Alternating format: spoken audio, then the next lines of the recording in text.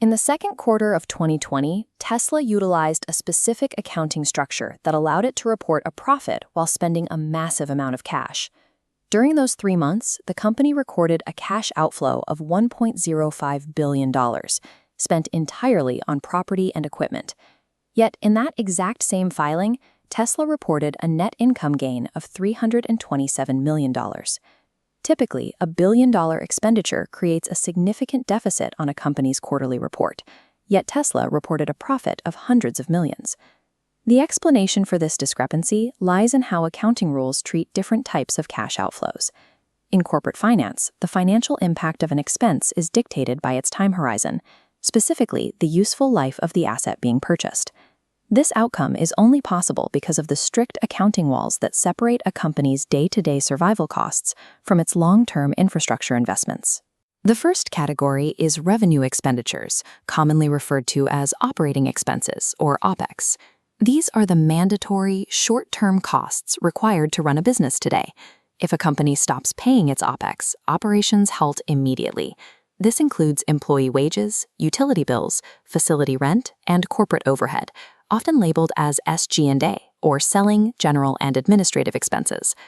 The second category is capital expenditures, or CapEx. These are significant investments made to acquire, upgrade, or maintain fixed physical assets. Unlike paying for this month's electricity, CapEx involves money spent building a new manufacturing facility, installing specialized robotics, or purchasing a fleet of delivery vehicles. The definitive boundary line between these two categories is time. For an expense to qualify as a capital expenditure, the physical asset must have a useful life exceeding 1 year. The categorization of a purchase, determined by whether a piece of equipment lasts 364 days or 366 days, dictates exactly how it hits the ledger, altering the company's reported profitability. To see this in practice, we start with the income statement, the financial document responsible for tracking immediate, short-term business operations. Because operating expenses represent resources consumed immediately, accounting rules require them to be subtracted from total revenue in the exact period they occur. This provides an immediate tax benefit. OpEx is fully tax deducted in the current year, which lowers the company's taxable income right away. Looking at Tesla's simplified income statement, we can track their operating expenses. In Q2 2019, they spent $1.09 billion on OpEx. By Q2 2020, they reduced that to $940 million. Because OpEx is subtracted directly from revenue, that $148 million operational savings directly contributed to Tesla reporting a $327 million net income gain for the quarter.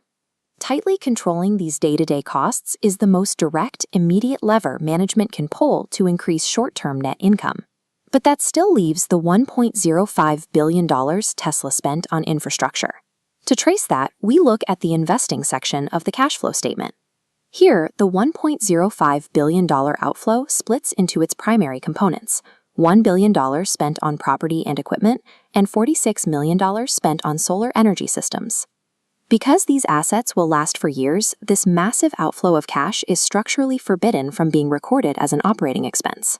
By categorizing the purchase as CapEx, the entire billion-dollar expense completely bypasses the current period's income statement. It does not reduce the quarter's reported profit by a single cent. Instead, the capital lands on the balance sheet. The cash has been transformed and recorded as a permanent physical asset. The logic is matching.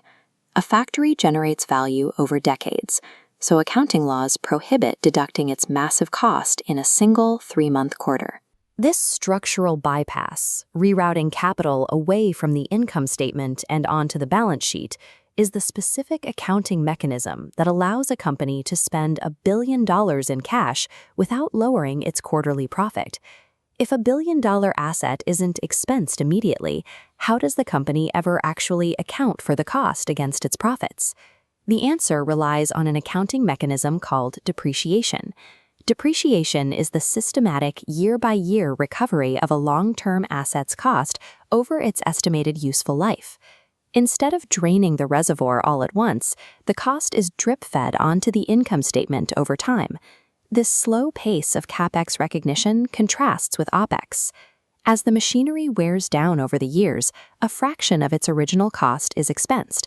Consequently, the company receives a small fractional deduction every year for the duration of the asset's life, rather than taking a lump sum deduction upfront. There is a strict line here regarding upkeep. Ordinary repairs, the routine maintenance required just to keep equipment running, are treated as immediate operating expenses. Only substantial investments that actively extend the asset's useful life or increase its output capacity qualify to be added to the CapEx balance sheet reservoir. Depreciation acts as a temporal bridge, ensuring that the upfront cost of long-term growth eventually catches up to the company's short-term profitability. If capital expenditures require massive upfront cash but only offer slow tax benefits, how do companies actually afford billion-dollar expansions when their current operational cash flow is insufficient? One primary mechanism is debt financing. This involves borrowing capital directly from banks or issuing corporate bonds, essentially IOUs, to investors. Debt financing carries an immediate operational cost. The company is required to pay periodic interest on that debt, and those interest payments must come out of their operating cash flow. The alternative is equity financing. Here, management raises the necessary funds by issuing new shares of stock to investors. Debt burdens the company with mandatory future obligations. Equity provides immediate cash for CapEx without required interest payments, but it dilutes the ownership stake of existing shareholders. Authorizing massive capital expenditures through external financing is leadership's ultimate bet. They are wagering that the new assets will generate enough future efficiency and revenue to outpace the cost of acquiring the capital. This chart maps how analysts evaluate strategy based on capital allocation. The horizontal axis runs short to long term. The vertical spans profitability to growth. Top left is OpEx management, focused on immediate profitability. Bottom right is CapEx investment, focused on long-term capacity and future revenue. Corporate managers operate in perpetual tension between these two poles. Shareholders consistently demand the immediate profits generated by minimizing OpEx, while market dominance requires the heavy CapEx investment that aggressively drains cash. Tesla's Q2 2020 financial statements serve as a case study in utilizing both levers simultaneously. They reduce day-to-day operating expenses to post a net profit, while simultaneously sinking $1 billion into long-term infrastructure. Financial analysts look past press releases and directly compare a company's CapEx and OpEx ratios. The balance between these two numbers reveals leadership's true priorities.